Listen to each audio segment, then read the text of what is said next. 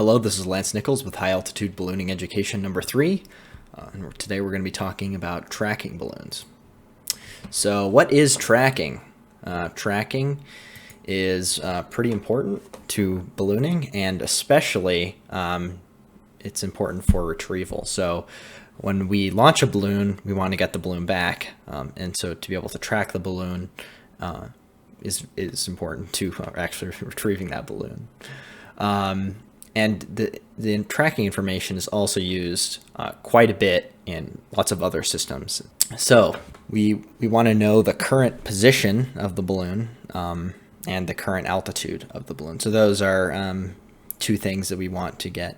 So for example, let's say you just had a GPS logger on the balloon and you're able to log where you were as you were going through the flight.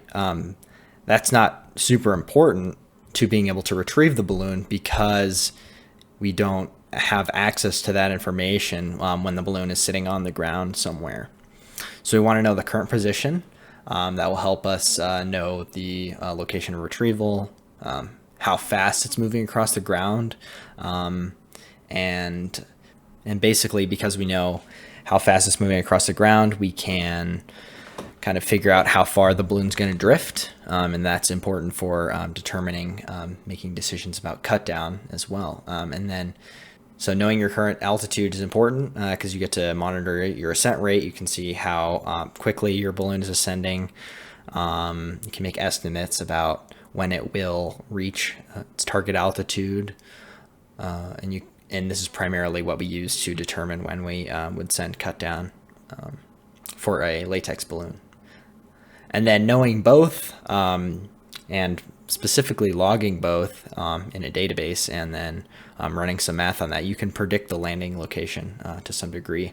So there is some work that has been done writing prediction software that we use to predict where the balloons would potentially land if we cut down at any point in the flight.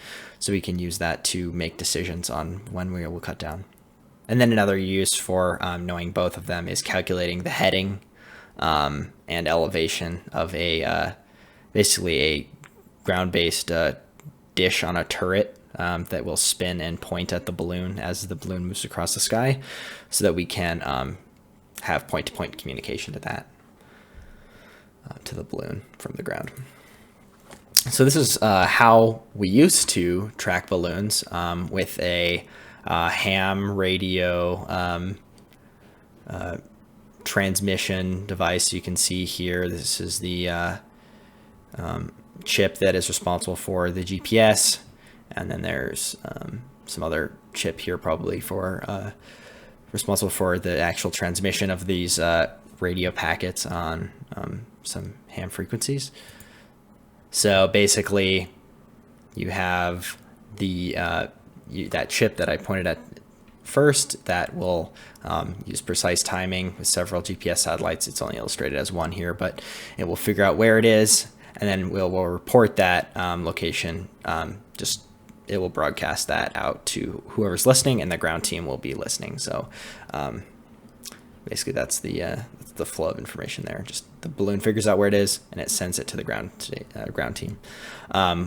We don't use this one much anymore because, for example, once this balloon gets down here to the ground, and let's say it goes behind this mountain here, then we won't have communication anymore. So we'll have its last known position, which would be like here, and we'll have to, I don't know, drive around, try to figure out what I have to do to get the signal again in order to actually get it while it's on the ground, so we know exactly where it is, so we can find it.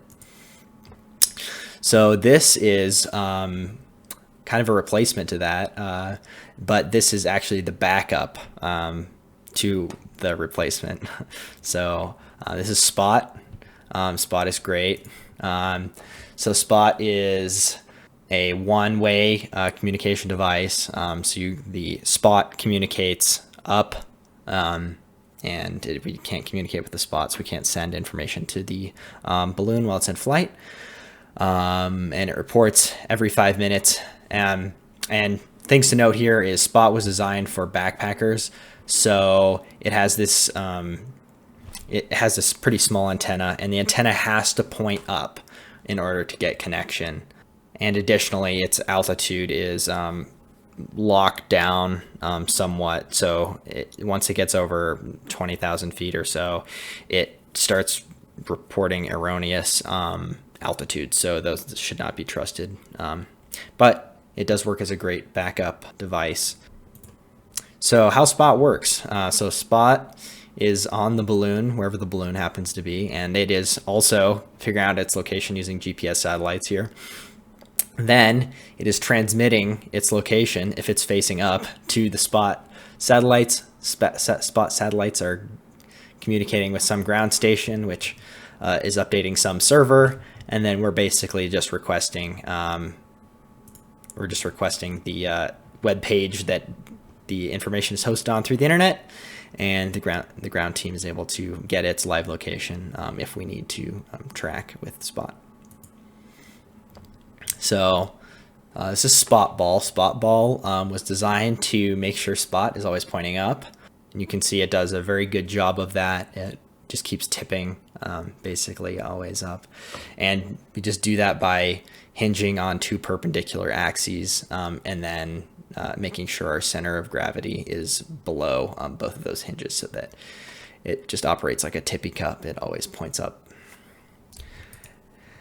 And then additionally, we have Spot Box. This is mounted inside of payloads. So SPOTball would be external from payloads. So like, let's say inside of a balloon, or we want to make it its own payload.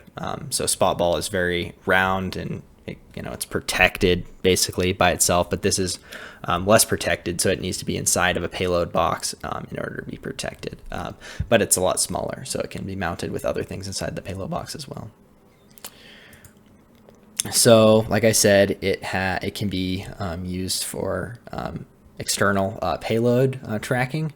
So, for example, let's say we have a zero pressure balloon. We can tie a SPOTball into the fill arm, and if we have to cut away from that balloon and we're unable to invert it for some reason, we will be able to track that balloon using Spot and hopefully recover it on its own. All right, let's see how it works. All right, here's the Spot unit. First, you're going to want to make sure that it has new batteries in it, and you can get the batteries out by removing these screws at the back. It runs off of 4 lithium AAA batteries. We like to use these Energizer Ultimate lithium batteries. They perform better in the cold than just normal alkaline batteries. Let's turn on the unit. You just press and hold the power button and you'll see these lights flash all around the outside. And then you'll begin to see the power light blinking there. And next you want to press and hold this track button until you see the light flash. There you go. So now it's tracking. And after that, you see the GPS light flashing there. So now that means it's has GPS lock as well, so that it is ready to go. And to turn it off, you just press in the power button here at the side and hold it in until you see that light up at the top blinking there. And then that means it's off. Just make sure none of the other lights are blinking and you know it's off for sure. All right, moving on to Iridium. Iridium is our primary communication device.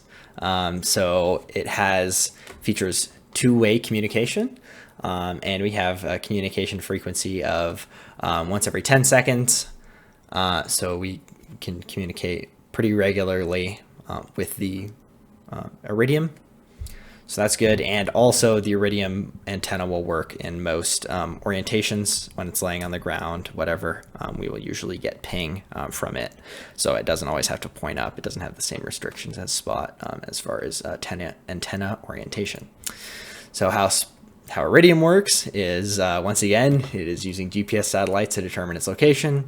It reports that location to the Iridium satellites during their communication. Then the Iridium satellites bounce it between each other until it reaches the ground stations in Hawaii and Arizona. I think there's somewhere else that there's one, but I can't remember.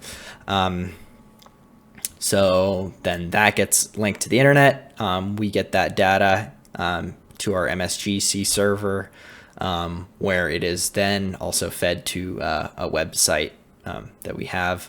So there, like it says here, there are many ways that it is used. For example, the ground station just directly accesses the MSGC server, the database there, and is pulling that data so that it can perform its calculations of where to point. But this is, I just wrote this as an example. The ground team can load up the web page that will show the location of the balloon. All right, how to use Iridium. To start us off, this white number on the black background is called the IMEI. That's important for every Iridium. We have two antennas on top, one for the GPS and one for the Iridium network. And we have this green board here is called the Occam's board that kind of does all the thinking, and then the XB is on top of it. And then these colorful wires here run down to the actual Iridium modem here that is right below the battery. So let's get into the lights. I'll plug it in right now. On power, solid means on. On Iridium, solid means connected to the network. On GPS, solid means has a GPS lock. And then you want the status light to also be solid. That indicates that you're actually communicating. And then we don't really use the emergency light at all. Now I'm going to show you how to make sure your Iridium is tracking. So go to borealis.rci.montana.edu, and then I'll bring you to this page here, and then you'll click on Start Tracking, and then it'll bring you to the tracking page, and then you can go to Current Flights, and your IMEI should pop up here, and you should check your last updated time, and this should be, this right here should be a couple seconds ago or a minute ago or something like that to make sure it's actually tracking. So I'm going to select that flight. You can see it has the date here, its current altitude, current latitude and longitude, vertical speed. You can download the flight as like a KML or a CSV here if you want to import that into Google Earth, or you want to do some other data on looking at the flight itself, and that would work better for an actual flight. So this one was just at the lab, so this is not a real flight. So if I want to look at a real flight, I can go up here to Flight Select, and then type in an IMEI. So I'll type in 5560 for the 5560 Iridium, and then I don't know, I'll just pick this one here. And then you can see that this is an actual flight. So this is zero pressure. You can tell that by the altitude profile here that floated and then we cut down. So you can do some analysis on that, and then additionally you can look at the actual map and see the flight. So we launched from Big Timber Airport, we went up, and then we came back. So that's how you make sure your flight is tracking, and also kind of a little overview of how to use the website. So beyond Spot and Iridium, we also have some other backup to the backup systems and methods for determining where the balloon is and the payloads are. So first of all, we have the point-to-point communication. So some point-to-point communication that we do has a GPS device on the payload. So basically we can just, every time we're doing communication with the balloon, we can ask, hey, where are you, in addition to whatever information is coming across, because usually the information coming across is larger in size and data size, so like live video or pictures or something, and we can just tack on a couple bytes of data in regards to where the balloon is. And we can basically just log that information, and if it comes to it, we can use it just as we use the ham system to figure out where the balloon is at, as a almost last ditch effort. And then the last ditch effort is we have business cards on the payload boxes, and well, it's better than nothing. These balloons will land in Montana in very rural areas, like basically in fields and stuff. So although it's not unheard of that we got a call, we got a call this summer from someone that got to it before we did. So that was pretty cool.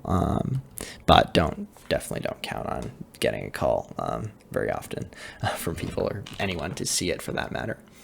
All right, thanks for watching. If you liked it, go ahead and subscribe, and I'll catch you later. Have a good one.